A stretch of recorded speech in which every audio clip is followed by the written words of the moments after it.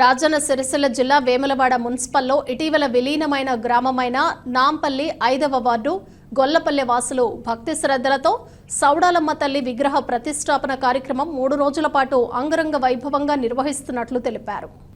భక్తులు వివిధ ప్రాంతాల నుంచి అధిక సంఖ్యలో హాజరై సౌడాలమ్మ తల్లి కృపకు పాత్రులు కావాలని వారు కోరారు. ఆటపాటలతో ఊరేగింపుగా అమ్మవారి విగ్రహాన్ని ఆలయం చెంతకు తీసుకువెళ్లారు.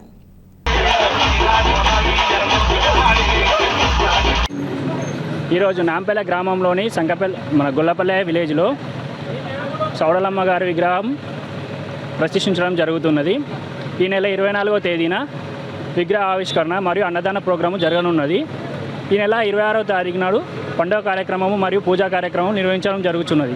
3 రోజుల పాటు ఈ యొక్క పూజ కార్యక్రమాలు నిర్వహించడం జరుగుతుంది. ఈ రోజు నుంచి హోమ కార్యక్రమం ప్రారంభించబడి 3 రోజుల పాటు హోమం నిర్వహించబడును. రోజు విగ్రహ ఆవిష్కరణతో పాటు 22, 23, 24వ తేదీ హోమ కార్యక్రమం నిర్వహించడం జరుగుతుంది. 24 నాడు పోచమ్మ బోనాలు ఈవినింగ్, 25 నాడు సౌడమ్మ బోనాలు, 26 నాడు పూజా కార్యక్రమం నిర్వహించడం జరుగుతుంది.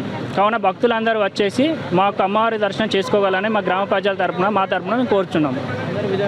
5వ వార్డు విలీనమైనటువంటి గొల్లపల్లె ఈరోజు మా తల్లివారు సౌడలమ్మ ఊరేగింపు ఉన్నది కాబట్టి మేమందరం మా ఊరు వారిని ఇక్కడ నుండి గుడి వరకు ఊరేగింపు సాగనంపుతున్నాము.